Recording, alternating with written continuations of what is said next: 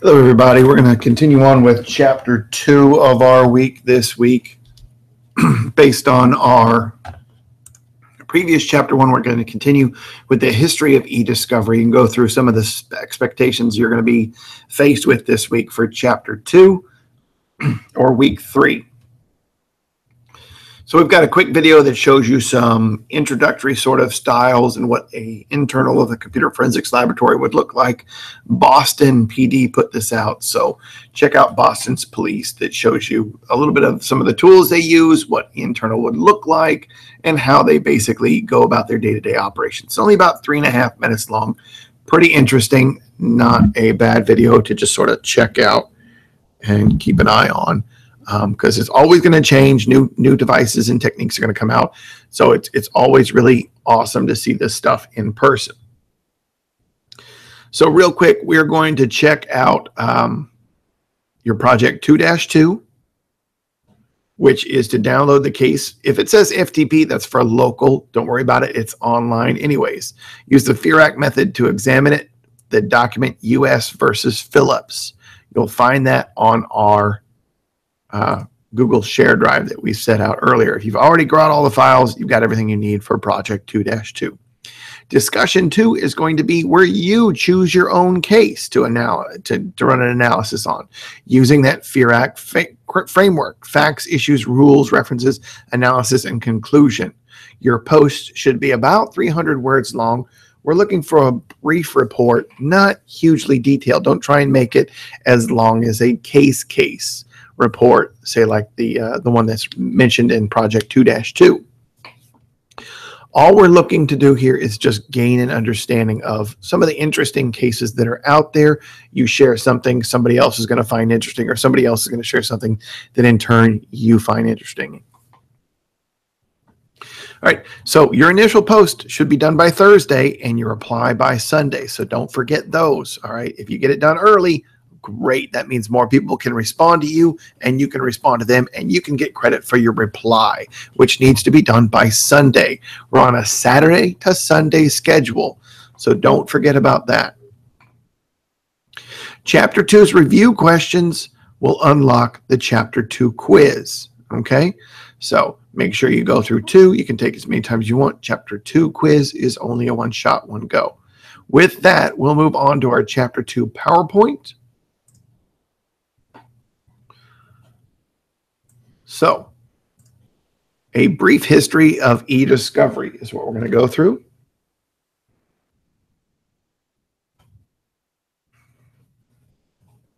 So we'll describe the origins of e-discovery as well as the laws and language surrounding it. Define types of metadata. We did a metadata assignment last week.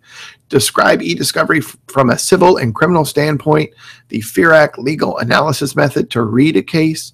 And the electronic discovery reference model, or EDRM. All right. So e-discovery is a fairly new term. And when we speak fairly new, we're not talking within your lifetime, but within the legal perspective overall. With everyone else, it's really new, but for you, it may have always been around.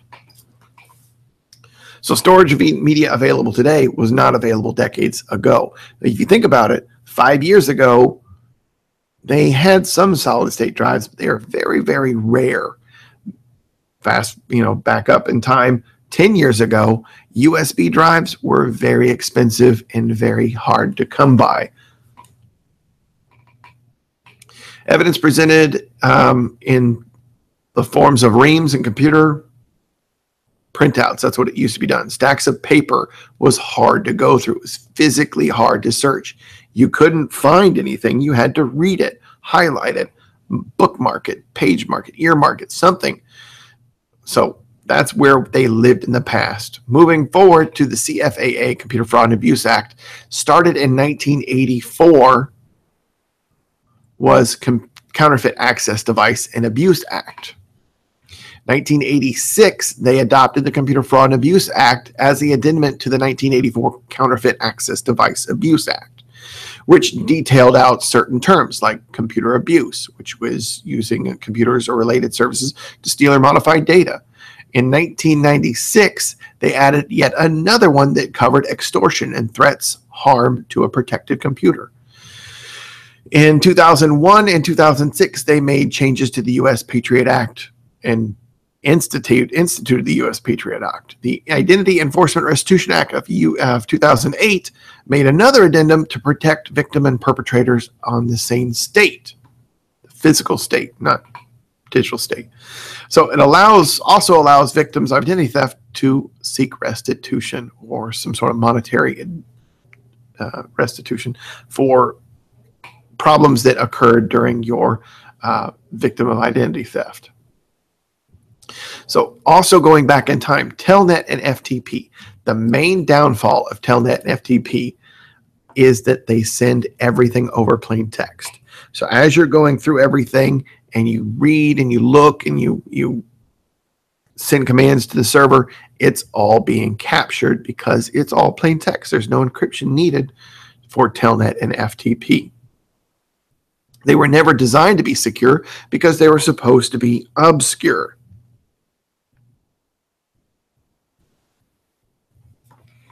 Most network administrators disable these. That's about half true, actually.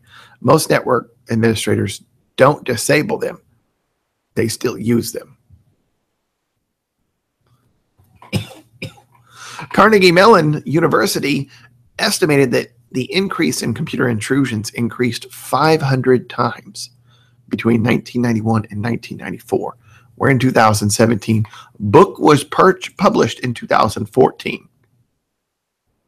So in 20 years, that was the increase back then.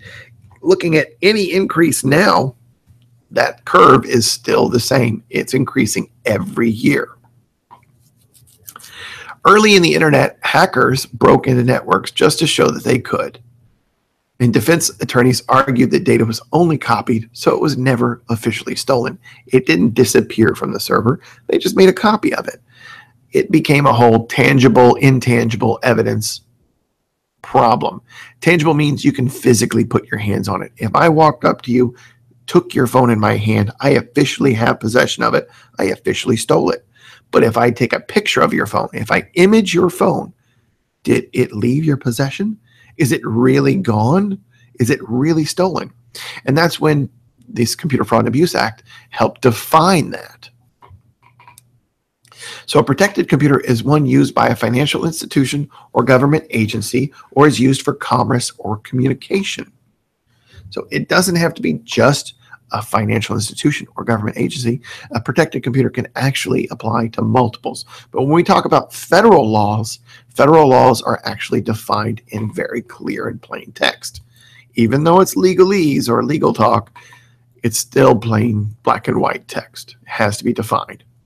The 7 types of offenses: accessing a computer or network without authorization or exceeding authorization, accessing a network to collect financial gain or information, making a computer or network unavailable for its intended use, crashing it, killing it, transmitted programs, information, codes, commands to intentionally harm or cause damage to networks or computers, accessing information on a computer or network to commit fraud or cause damage, intentionally obtaining and trafficking in passwords, threatening harm to a computer or a network for use of extortion or similar practice. So basically, if you access a computer, even if you're allowed to, if you go beyond the means of which you're allowed to, you violated CFAA. Feds come after you. If you get in there to try and collect money that's not yours, even if you're owed it, government comes after you. If you try and just say, I hate this company and I hate how this does this, you purposefully kill it off, government comes after you. You send information or a virus to it, intentionally or otherwise, they come after you again. Accessing it to try and sneak around or change files, get you again.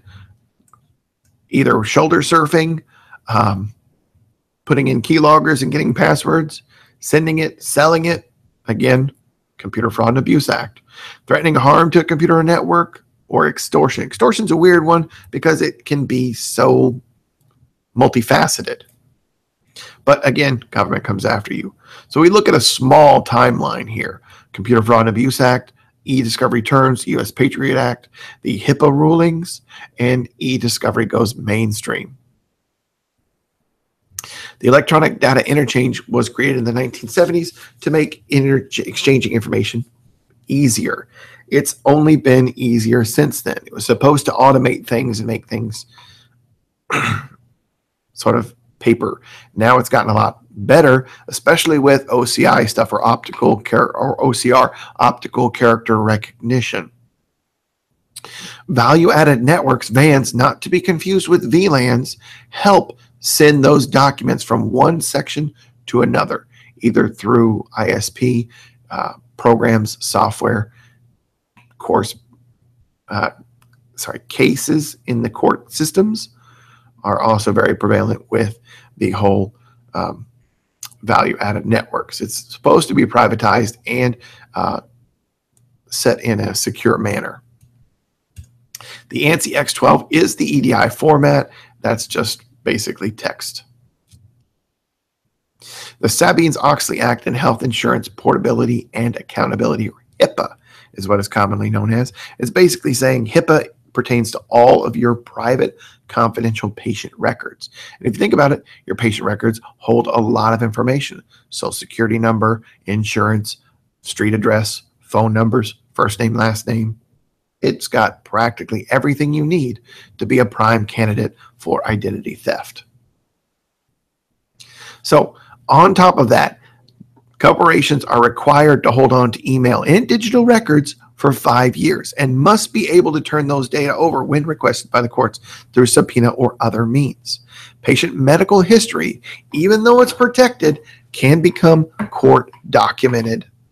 And that can unturn become sort of a public domain. You can go and look in public records for court histories and cases.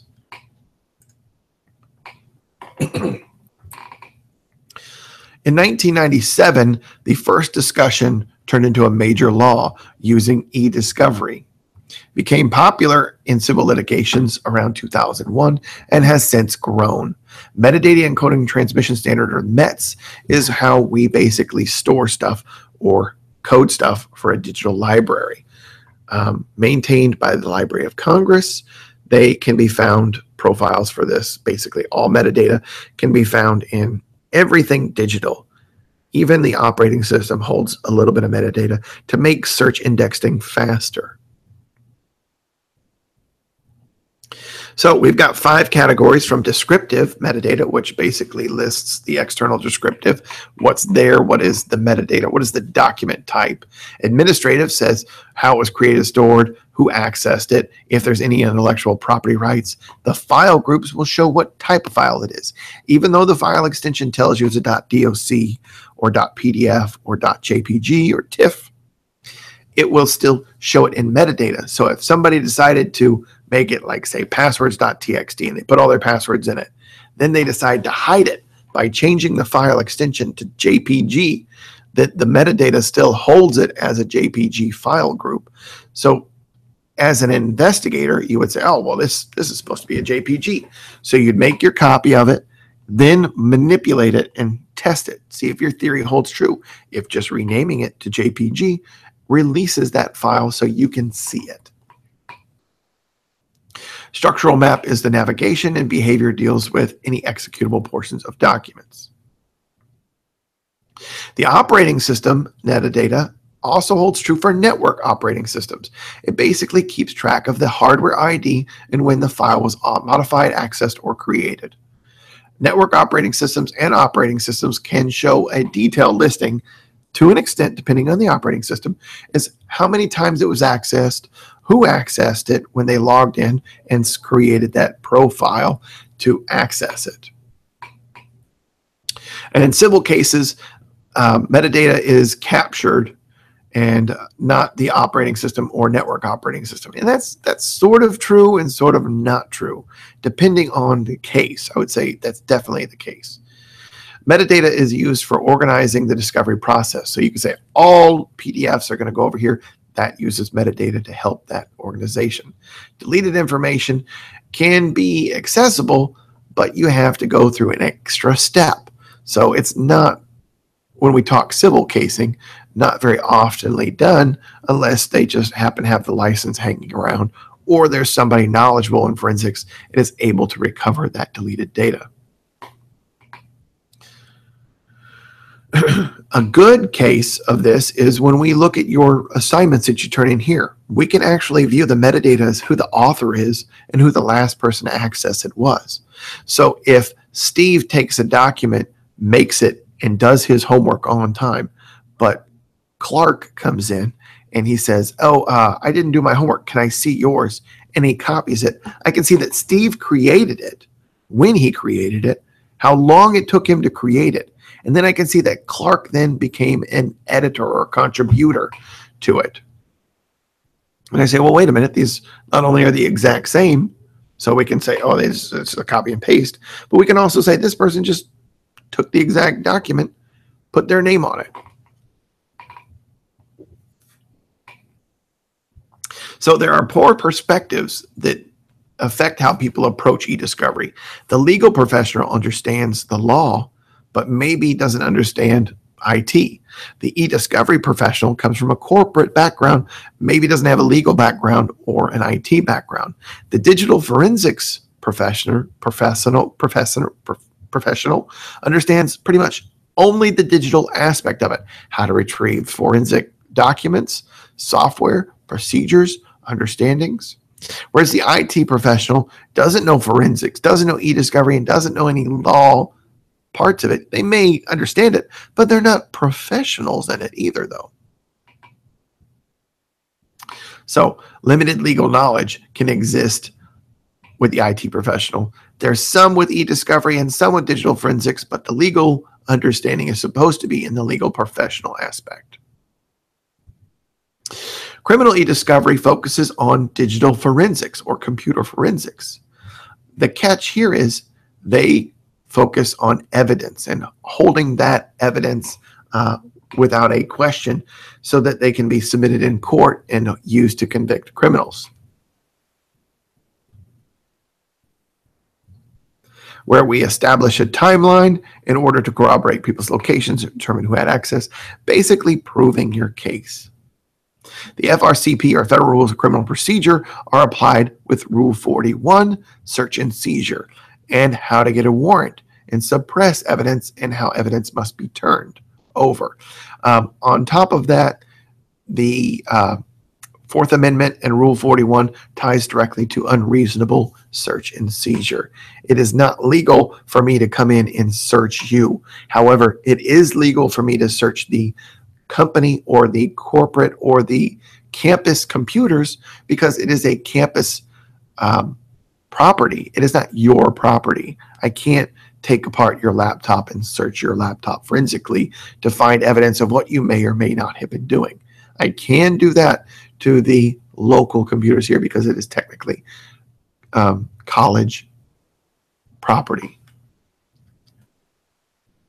So search and seizure laws help ensure that you can't be violated if electronic evidence is compromised. Investigators work with network administrators to view network logs and determine who is logged in at the time of incident. Ideally, when you log into Moodle, I can see your IP address. So once I have your IP address, I can reference it to an IP-specific machine, making sure that MAC address matches that IP address, and then basically further proving who was at, or that computer was logged in at the time of incident. Then we would go and look at the user accounts and see, well, who had access at this time to this machine. We may also talk to staff or maybe instructors to find out who was at that computer at that exact time. Key cards are another great way to gain access to restricted areas and also hold these logs and truths. Digital forensics and e-discovery have different paths to securing evidence. Digital forensics focuses on the very strict following of what's hidden, what's there, examining RAM. That's the random access memory that's only active while the computer is powered on. So if you're a digital forensics first responder and you show up and you turn off that computer that was already running and it was on, what happens to that RAM? It gets lost. All the data, every program, any files that were running, they're gone. You can't get that back. No forensics procedure pulls RAM electrical storage back after it's been discharged or turned off. E-discovery is basically when investigators know where data is located. And that's not entirely true because sometimes things are hidden purposefully. While more common in civil cases, e-discovery is used in criminal cases as well. In the event that you cross from civil realm to criminal realm, following forensics e-discovery patterns and computer forensics patterns help make sure that if the civil violator needs to move into the criminal realm, that investigation is not hindered. If you go through and you take, okay, well, Steve is doing XYZ and it's negative and it's impacting our business. On top of that, we believe it to be a violation of criminal law. We need to involve authorities, FBI, local PD, whatever it takes.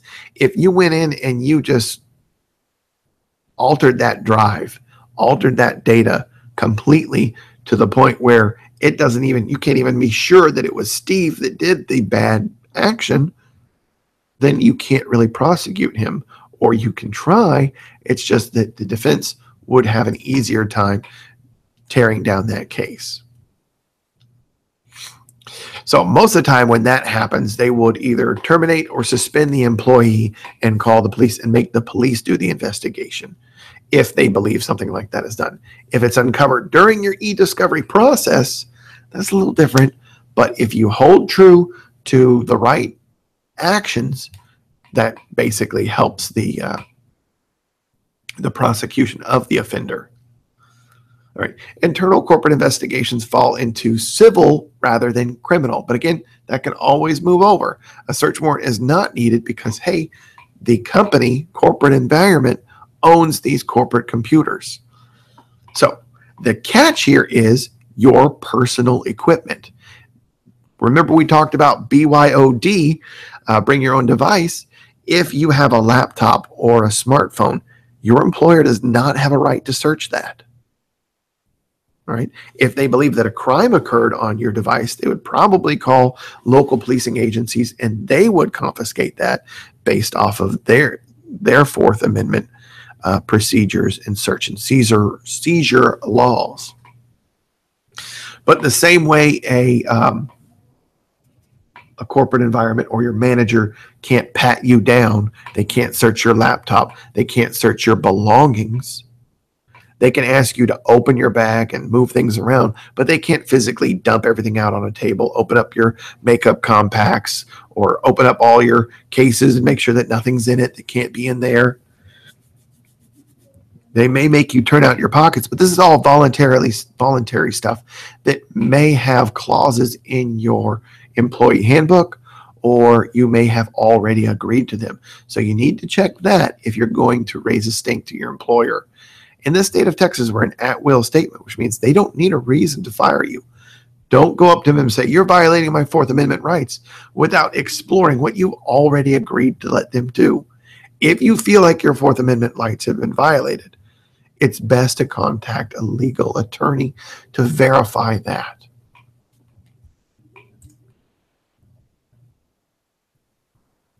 All right, other employees can't begin by investigating a colleague. It has to come from corporate management.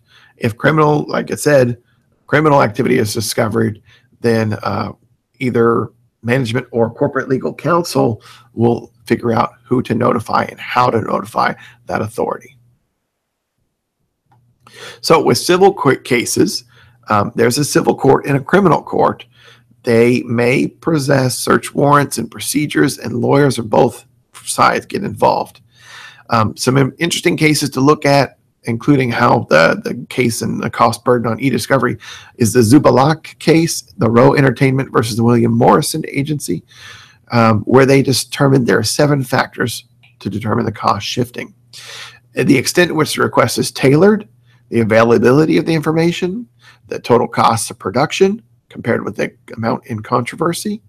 So if it takes $2,000 and you're only suspected of doing $200 worth of damage, your cost benefit for this prosecution technically isn't worth it.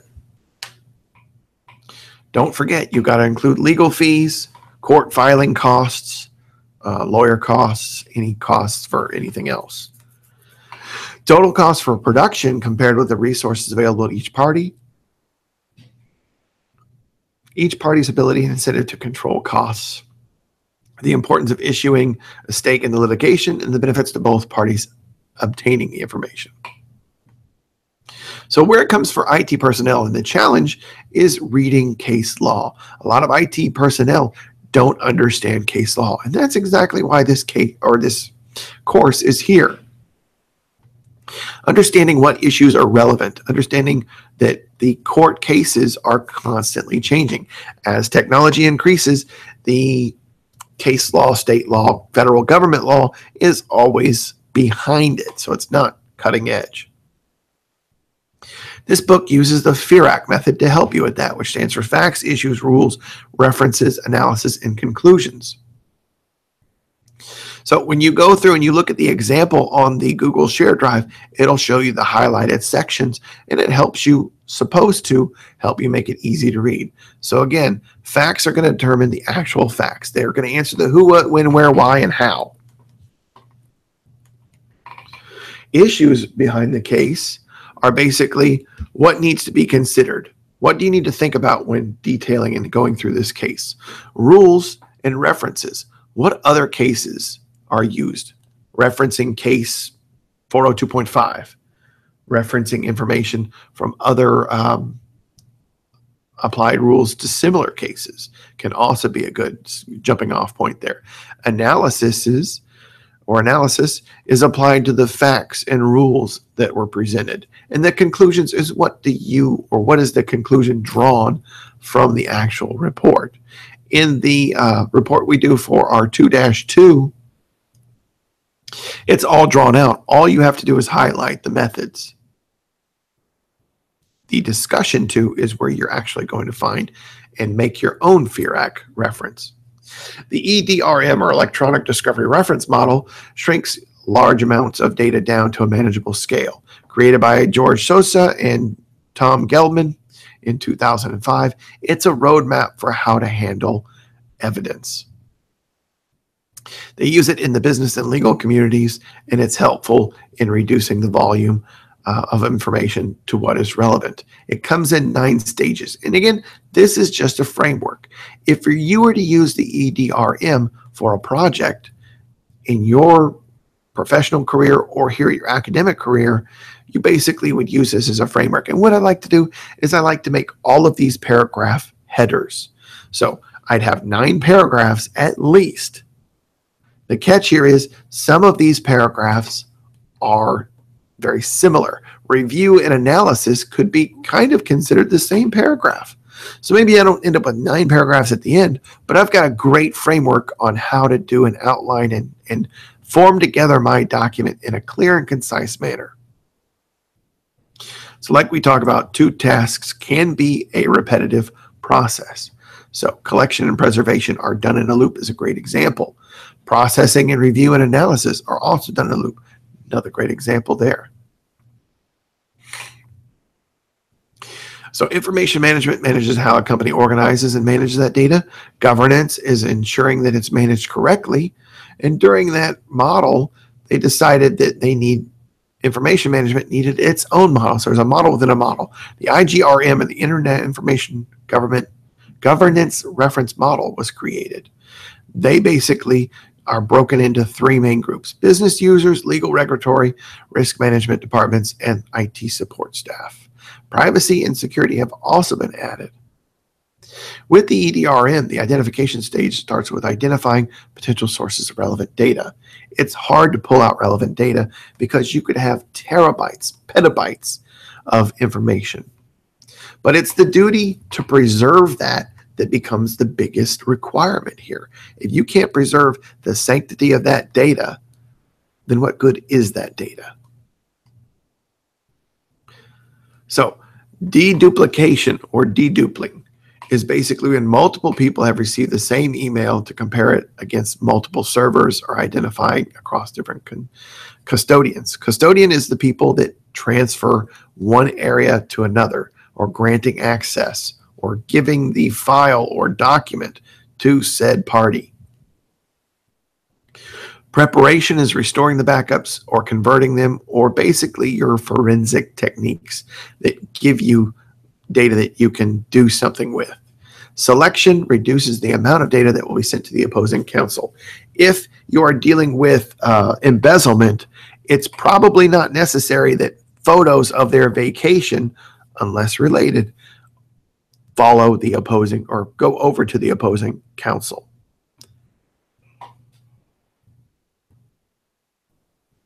Output practices convert data into the required formats for each party. And during the review stage, they'll determine whether they need to exclude proprietary information like trade secrets or confidential government information. In the analysis stage, they'll examine the files. And in the production, they'll put it into packages or a format that both sides have agreed on. In the presentation stage, they will, if there's a conflict, that's when presentation becomes an issue. The EDRM differs in criminal cases and relies on surveillance and other secretive tasks. It relies on record management's IT staff, law enforcement, to preserve and collect the discovery data. In civil litigation, however, burden of finding evidence is on the requesting party.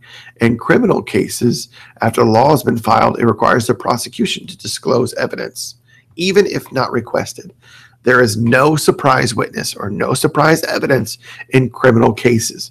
Both sides are aware. So everything you've seen on TV about surprise witnesses, take a closer look at that. When you hear that big gasp in the courtroom, the prosecution and the defense attorneys, they're not surprised. They knew it was coming.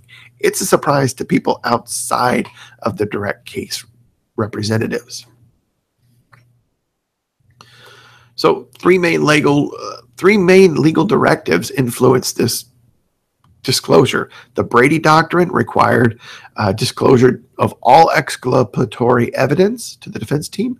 Jenks Act versus Gigolo, or Jenkson Act and Gigolo versus U.S. requires to disclose all witness impeachment information. And in most cases, prosecution also requests a review of the defense's team evidence or expert witness information. All right, and we also follow along the practice technique in real settings. We're going to focus this time with the cases surrounding the Enron bankruptcy. Being here in Houston, it's also a very touchy subject. So in 2001, Enron was the largest seller of natural gas in the United States. They were allowed to maintain agency. That means they managed it. The executives managed it. They managed these reports sent to investors. They never reported losses, and they didn't own their financial statements to 100% accuracy. They were also able to present a profitable public image, which made the markets soar. Investors, in turn, lost $70 billion. Enron filed for Chapter 11 bankruptcy in December. So we ran from August, they were the largest seller of natural gas, to bankruptcy in December, just on falsifying public or financial records to the public. The Social Exchange Commission in 2001 November identified that there were falsified earnings, hidden losses, and embezzlement, which charged the accounting firm Arthur Andersen with obstruction of justice because they destroyed documents. The Sarbanes-Oxley Act was passed as a result of these scandals from Enron. And major players, Andrew Fastow was the chief financial officer, who also created deceptive accounting practices, fired when the scandal unfolded. Kenneth Lay, remember him, the CEO, refused to testify. David Duncan shredded key documents. Jason Bernardino, another chief executive for Andersen, defended his firm's role in the affair. Jeffrey Skilling was the chief executive for the first half, denied any knowledge. Sharon Watkins, an employee who is the whistleblower, placed blame on Jeffrey Skilling and Andrew Fastow and claimed Ken Lay was the pawn of the scheme here. In all, 300,000 emails were submitted to the court as evidence. The challenge with eDiscovery was narrowing those parameters and sifting through terabytes of data. So the reason this is so well known is to make you understand a few important parts: that volumes of emails are involved, the steps involved in this searching, the deduping works, and the relevant and what's going on and what's not going on in investigations. So with email, all right, Enron emails case with 300,000 emails, is there any other email case you can think of? So in summation, we're talking about eDiscovery. It's a new process. It's been around for a few decades, but it is new as far as when we talk about computer forensics, digital forensics, and case law as well.